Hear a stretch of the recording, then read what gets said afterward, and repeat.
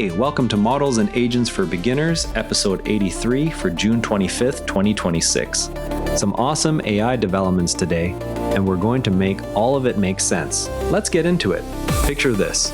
You tell your phone assistant to book a table, but instead of just replying with a link, it actually opens the app, taps the right buttons, and finishes the whole thing for you. That is exactly the kind of leap Google just made with its Gemini 3.5 Flash model.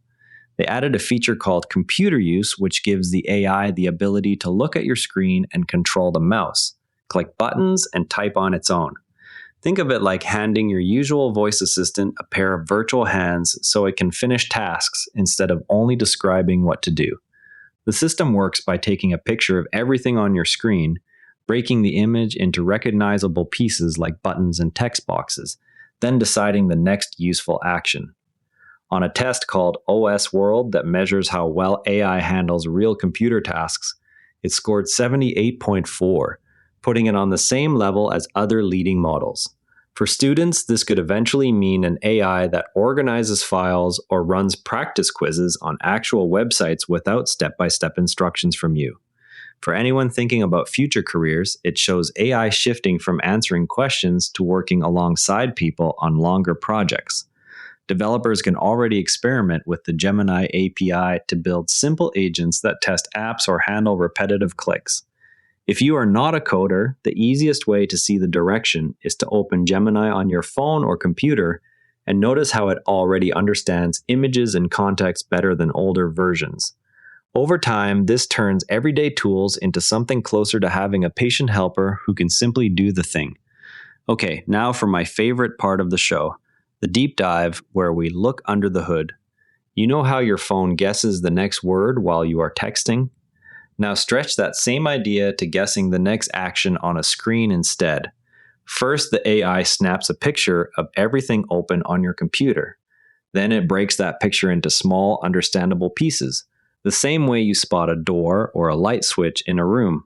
Next, it predicts the most useful next move, such as clicking a search bar or typing an address, just like autocomplete predicts a full sentence from a few letters.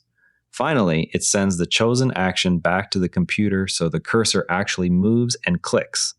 And that is basically what computer use AI is doing when it operates your screen. So next time someone says an AI can control your device, you can explain it is really just super-powered screen autocomplete trained on millions of examples. Not so scary once you see the pattern, right? Let's check out some other cool stuff you can try right now. OpenAI just released a new version of GPT 5.5 Instant that feels more natural when you chat with it.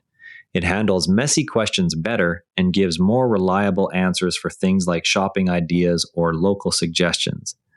Paid users can try it immediately by opening ChatGPT and starting a new chat, while free users will see it tomorrow. Here is a specific test.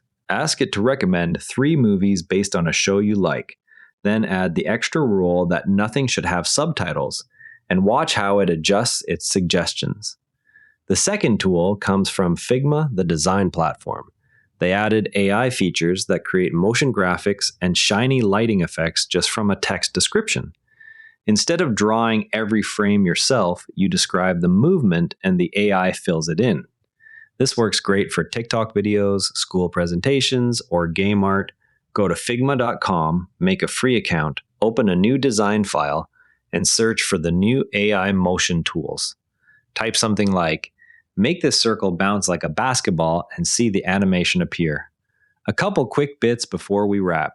Google now keeps images and searches you upload so its models can learn from them. Many people send photos and queries to Google services on a regular basis.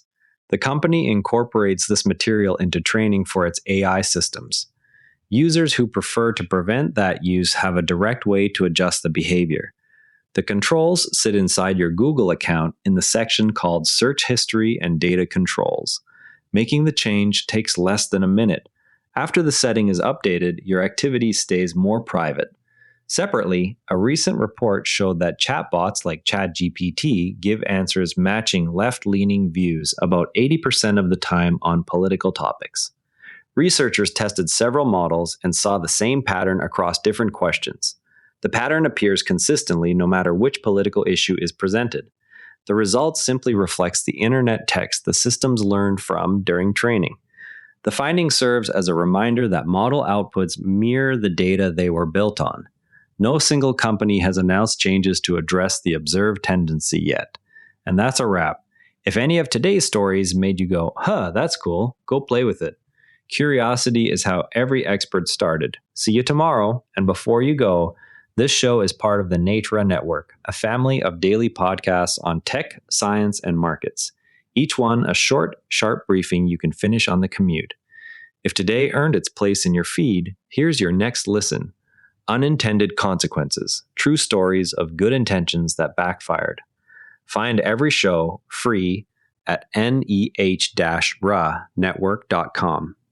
This episode used AI voice synthesis of my voice. Editorial selection and analysis are my own.